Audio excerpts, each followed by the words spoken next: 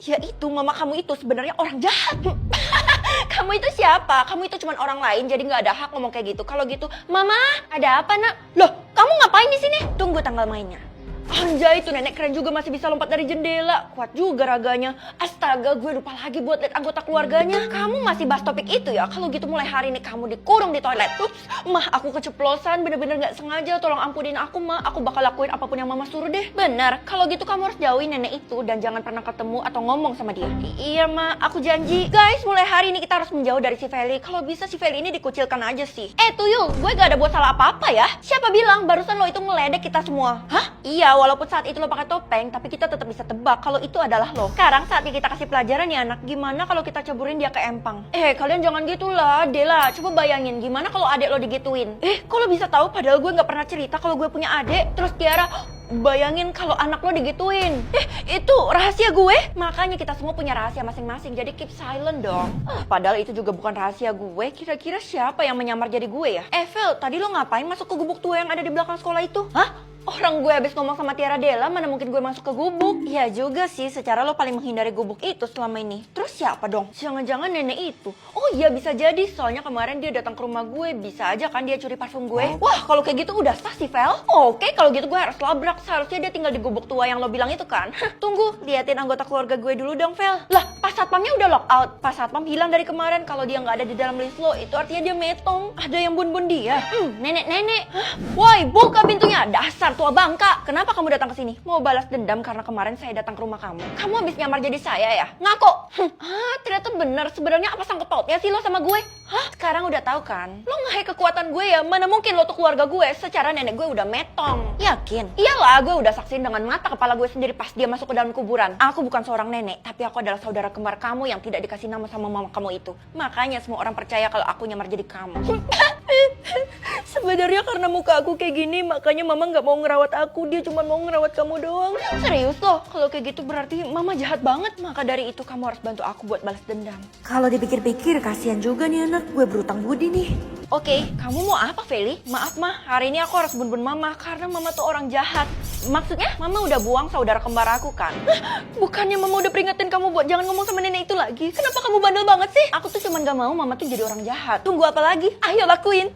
Ya udah iya, memang kalian berdua itu adalah saudara kembar. Mama bener-bener keterlaluan, gak salah aku buat keputusan ini. Tapi tunggu dulu, Mama punya alasan. Mama buang dia karena dia terlalu iri dengki sama kamu. Hampir mencelakai kamu pula. Bohong! Saudara kembar kamu ini sangat dan selalu iri sama kecantikan kamu. Walau dia punya kelainan sama muka dia, tapi Mama tetap sayang kok sama dia. Terus kenapa Mama buang? Dia udah dibutakan sama keiri dengkian dia. Bahkan dia tuh mau ganti muka kamu sama muka dia supaya dia jadi cantik. Makanya Mama pisahin kalian berdua. Ini demi kalian juga. Lo fitnah Mama. Kalau gitu, jangan kamu, Mama aja. Emang pantas kamu gak dikasih nama. Mama, di kota ini kan gak boleh bun-bun anak sendiri. Kalau enggak, itu adalah tanggung jawab Mama. Mama gak mau kamu dicap jahat. Selamat tinggal, nak.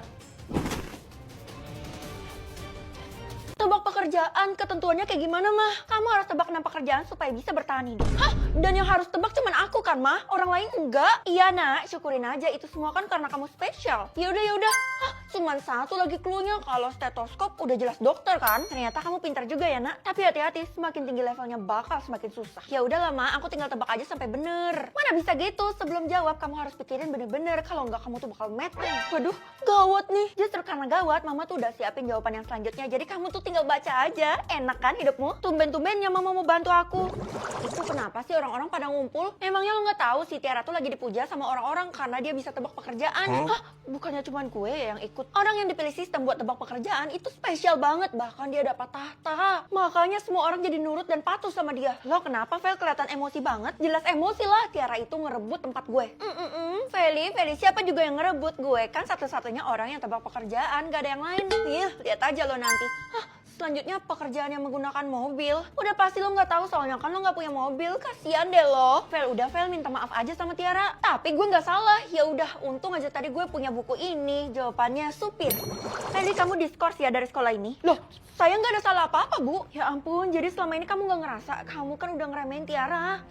Kenapa sih semua orang berpihak dan ngedukung Tiara mulu? Saya nggak didukung nih, Bu. Ngapain? Kamu kan Kismin. Astagfirullah. Nggak usah pura-pura kalau kamu yang tebak pekerjaan karena itu adalah tempat yang sangat spesial. Emang bener kok. Yang selanjutnya cangkul ya kalau gitu. Hah, Matahari itu artinya petani karena bersangkut paut tuh. Stop, udah deh sekarang kamu pulang aja karena ini bukan tempatmu lagi.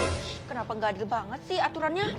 Harusnya gue nggak usah peduli mereka karena capek banget nggak sih kalau ngurusin dia mulu. Lagi pula tebak pekerjaannya udah yang ketiga, udah setengah. Vel, gue percaya kok kalau lo yang tebak pekerjaan dan lo harus mengambil tempat lo. Tunggu, maksud lo ada kayak istananya gitu? Iya, lo harus tempatin singgasana lo dulu sebelum Tiara mendudukinya. Kenapa gue harus percaya sama lo? Lo kan kubunya Tiara. Lo kan tahu sendiri kalau gue sering diremehin sama Tiara, jadi mending gue cari teman yang lain aja yang lebih tulus sama gue, yaitu lo. Ah, bisa aja. Oke, Vel, tapi lo dengerin gue dulu ya. Lo harus bawa bawang putih ini di dalam baju lo. Hah?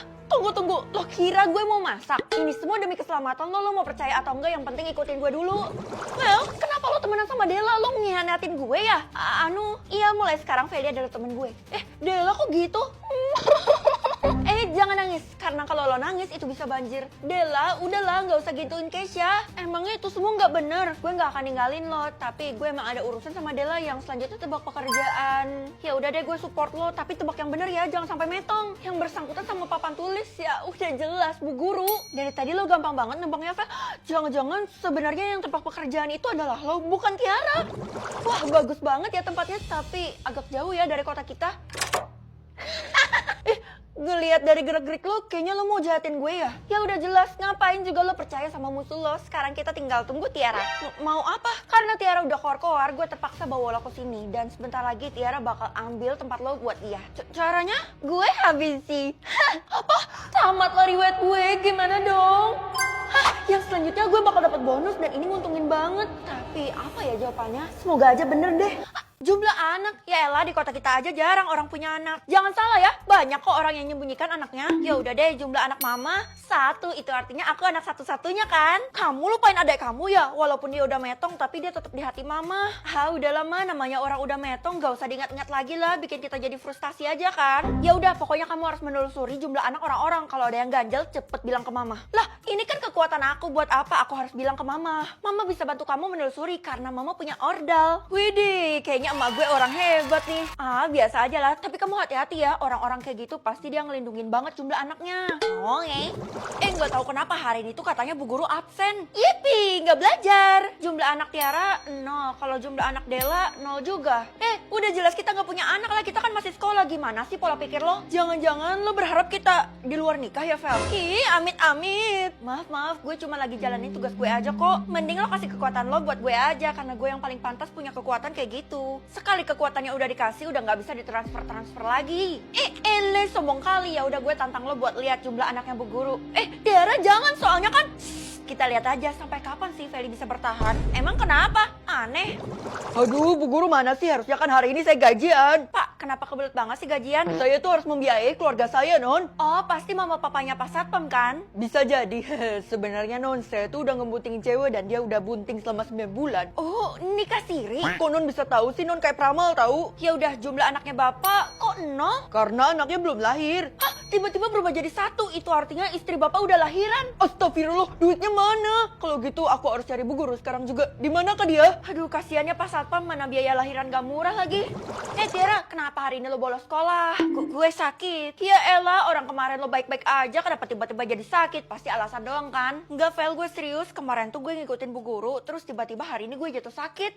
Kayak gaib aja tuh Guru. Emangnya apa yang dia lakuin? Gue ngikutin dia datang ke sebuah tempat di hutan, rumah gitu. Masa di hutan ada rumah? Kayak gak masuk akal banget. Gue serius, mana bagus banget lagi, tingkatnya banyak. Ya udah, anggap aja gue percaya. Tapi kalau sampai lo sakit, itu artinya lo ketahuan sama Bu Guru. Emang, lihat aja ya prediksi gue, besok gue bakal dikeluarin dari sekolah sama Bu Guru karena gue dianggap hama. Tenang aja, sebelum itu gue bakal temuin Bu Guru. Apa sih sebenarnya yang dia lakuin sama dia? Lebih baik jangan, Vel. Kayaknya Bu Guru punya privacy di sana. Mungkin dia punya anak. Oh bagus, berkaitan sama kekuatan gue. Permisi. Buka pintunya, Bu. Saya mau menginterogasi Ibu. Aduh, apa sih ribut-ribut? Saya ini lagi sakit tahu. Astagfirullah, pucet banget, Bu. Iya, saya sakit karena ngurus anak saya. Oh, saya baru tahu kalau Ibu adalah new mom. Kalau kayak gitu, loh, saking sibuknya ngurus anak saya sampai nggak sempet ke sekolah buat ngajar kalian. Kalau gitu, boleh nggak, Bu, saya lihat anaknya? Ada suaranya. Jelas ada suaranya dong. Anak saya kan nyata. Udah, kalau kamu mau lihat, cepat masuk. Kamu mau minum apa? Ibu sediain. Nggak usah Bu, ngerepotin aja. Tenang aja, itu di meja udah ibu sediain. Kalau sampai udah disediain berarti dia tahu dong gue mau kesini. Anak saya itu lucu banget dan saya yakin kalau kamu lihat pasti kamu kaget deh. Iya Bu, tunjukin saya. Lah, ini dari tadi saya udah tunjukin kamu. Kagak ada Bu, cuman ada suaranya doang. Jangan-jangan. Udah, nggak usah pikiran macem-macem. Saya lupa bilang ke kamu kalau harus tutup mata selama 3 detik. Oh, ya udah bilang kayak dari tadi. 1, 2, 3.